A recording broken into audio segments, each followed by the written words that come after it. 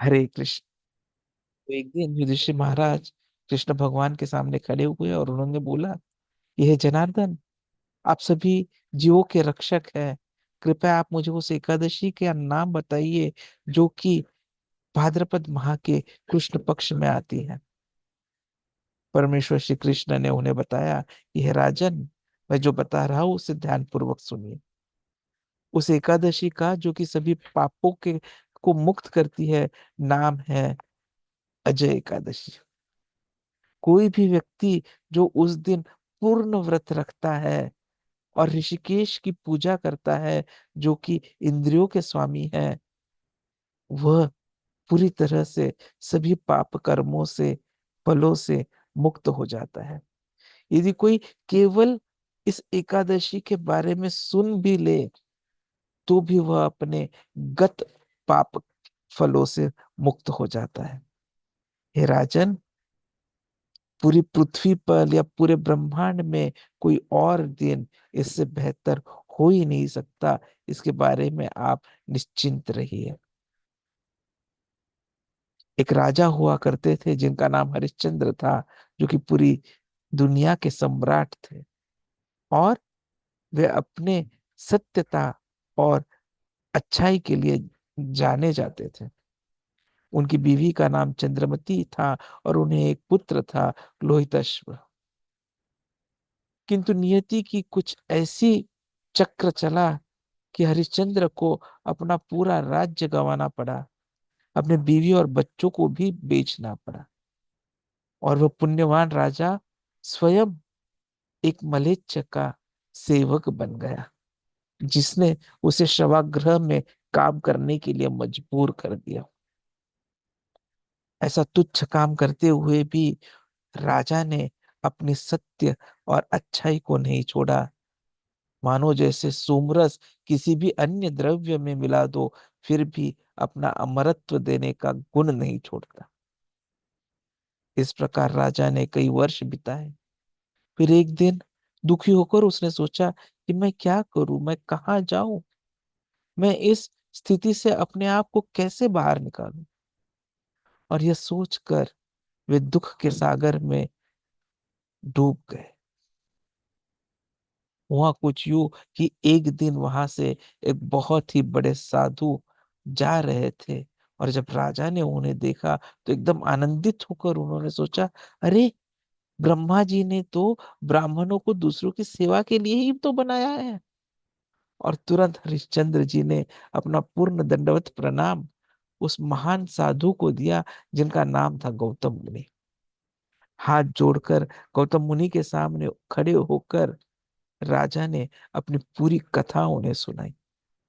गौतम मुनि को भी आश्चर्य हुआ जब उन्होंने राजा के दुखों के बारे में सुना, और वे सोच में पड़ गए कि इतना बड़ा शक्तिशाली राजा आज मृत शरीरों के ऊपर के कपड़े उतारने का काम कर रहा है।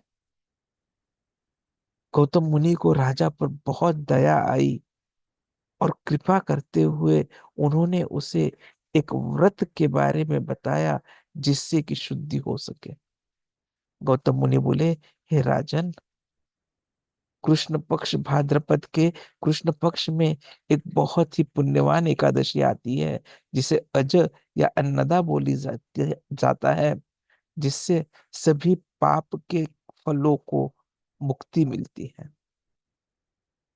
निश्चय ही यह एकादशी इतनी पुण्यवान है कि आप केवल उस दिन व्रत भी कर लो और कोई बाकी कुछ तपस्या नहीं करो, तो भी आपके सभी जो पाप है वे क्षेम हो जाएंगे। और आपका नसीब देखिए कितना अच्छा है कि अभी 7 दिन में वो एकादशी आ रही है। इसलिए मैं आपसे विनती करूंगा कि आप उस दिन व्रत कीजिए, रात भर जागे रहिए। यदि आप ऐसा करते हैं तो आपके सभी गत पाप कर्मों के फलों से आपको मुक्ति मिल जाएगी। हे हरिश्चंद्र, मैं केवल और केवल आपके गत पुण्य कर्मों की वजह से ही यहाँ आपके सामने आया हूँ। अब आगे आपको सुख समृद्धि और वैभव प्राप्त हो। और यह कहकर वे महान साधु गौतम मुनि तुरंत आंखों से ओझल हो गए। राजा हरिश्चंद्र ने गौतम मुनि ने बताए हुए सभी नियमों का पूरा विश्वास रखकर पालन करते हुए अजय एकादशी के दिन व्रत किया।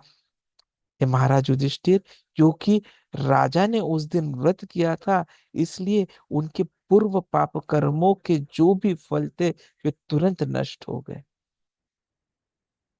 हे राजा, आप जस्ट सोचिए कि इस एकादशी का प्रभाव कितना बड़ा है कि उसने तुरंत जो कुछ भी दुख थे, तकलीफ थी, समस्याएं थी, पूर्व पाप कर्मों के फल थे, सब नष्ट कर दिए। और इस प्रकार क्योंकि सभी दुख मिट गए और इस एकादशी की शक्ति की वजह से वे वापिस अपने बीवी और पुत्र को मिले, जो कि मर चुके थे, लेकिन इस व्रत की वजह से वापिस जीवित हो उठे। यहाँ तक कि स्वर्ग में भी सभी देवी देवताएं अपने अलग अलग नगारे बजाने लगे और हरिश्चंद्र उनकी रानी और बच्चे पर फूलों का वर्षाव करने लगे। इस एकादशी व्रत की कृपा से उन्हें अपना राज्य वापस मिल गया। और इतना ही नहीं, जब राजा ने यह देह छोड़ा, यह पृथ्वी छोड़ी, तो वो अपने सभी संबंधियों और प्रजा के साथ आध्यात्मिक दुनिया में प्रवेश कर गए।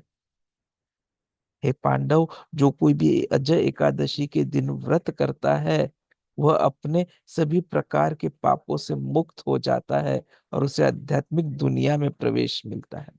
जो कोई भी यह सुनता है, यह पढ़ता है, उसे भी इस एकादशी के बारे में पढ़ने से अश्वमेध यज्ञ करने के समान पुण्य प्राप्त होता है। इस प्रकार भाद्रपद कृष्ण एकादशी या अजय एकादशी का ब्रह्म वैवर्त पुराण में आया हुआ संस्मरण समाप्त होता है। हरे कृष्ण।